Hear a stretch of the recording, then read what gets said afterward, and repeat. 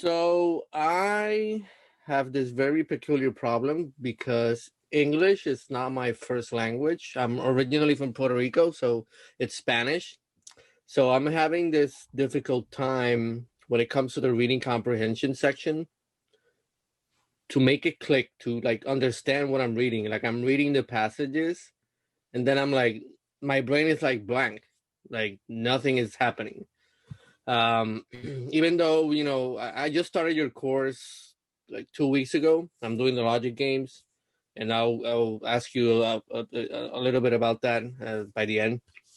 But I have been studying for the LSAT since November, and I had other courses that I was paying for. And, I did learn some of the foundations, and that was helpful. But when it comes to the reading comprehension, it's just sometimes my brain just nothing. Understood. I mean, first off, your situation's not that unique. I work with plenty of non-native English speakers, and many of them do have this exact problem. And also, there are plenty of native English speakers who have that sort of problem too. Okay. If you're not a native speaker, it can take a little bit longer, but it can be conquered just the same.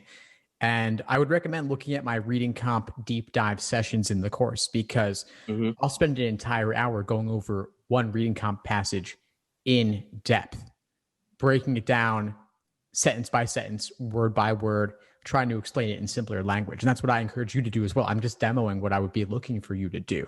So if you see a complex word, can you find a way to replace it with a simpler word? Okay. Yeah. Because that is like freaking me out.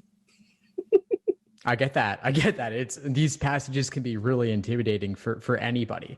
And just know that it could take you a little bit longer than it might take somebody else, but you can conquer it in the end. It's just a question of, I think, a lot of times the vocabulary in particular.